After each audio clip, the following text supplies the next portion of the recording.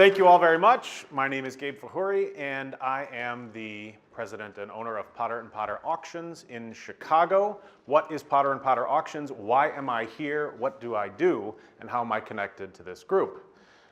We sell unusual things that in some ways are related to this man. You may recognize this photo from a recent New York Times article about the republication of the Encyclopedia of Impromptu Magic. That is Martin Gardner at a very young age, right about the time he was living in Chicago and going to the university there. We sell unusual things at my auction house. We are one of the only people to specialize in magic tricks, and going back to at least the 16th century, we've sold rare books and things on the subject. In the last year, I have been all over the world finding things for our sales. Just 2 months ago, I was in a warehouse in Orlando with 22 feral cats living in a circus wagon. I was in the home of a real estate magnate in New Jersey, and I was in a private museum of vintage magic posters in Las Vegas, and we'll be offering things in the coming season from all of those collections. Also, sort of as an aside, Martin used to work for a company that I worked for, my first job out of college, called Fun Incorporated. They manufacture magic tricks and novelties, still in Chicago to this day. And when anybody asked what we did at Fun Incorporated, we always said, we don't work for money, we work for fun. Bad joke. Let's see. We sell strange things, like I said, automaton heads that spit out chosen cards. We sell vintage puzzles. We sell Harry Egg bottles on occasion and other impossible objects.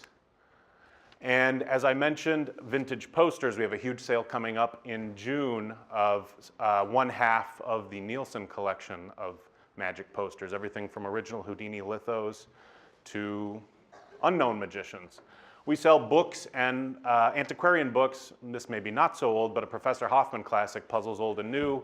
And we sell coin-operated machines. We don't only specialize in magic. We sell movie posters, we sell vintage toys, and all kinds of associated items.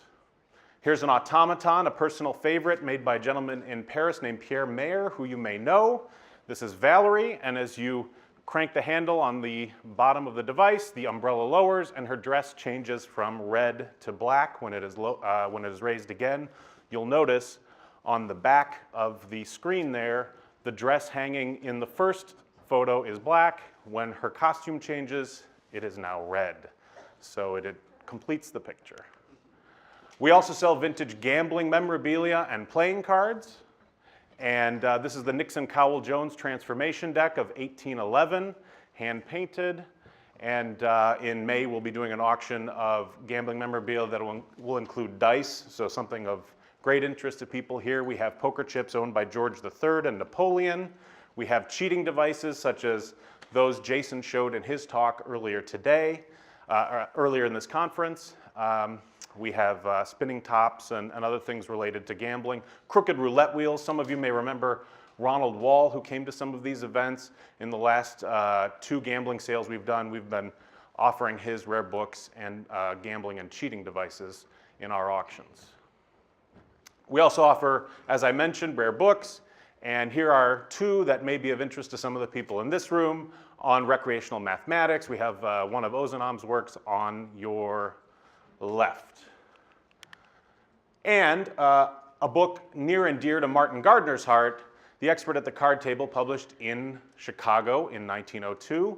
And as some of you may know, Martin published with 2 co-authors a book on the man who was Erdnase, since to this day we don't know for sure who the mysterious author of this famous book on cheating at cards and magic tricks actually was.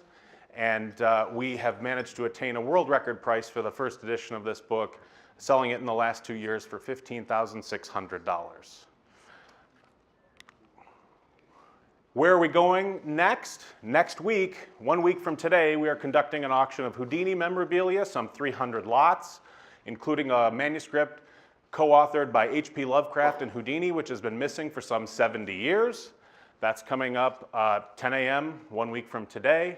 And to conclude my talk and kind of keep us on track, I'm going to borrow a line from that Erdnase book we just talked about to wrap things up and describe how I hope this auction will go. Whatever the result of next week's sale, may it accomplish the primary motive of the speaker, as he needs the money. Thank you very much.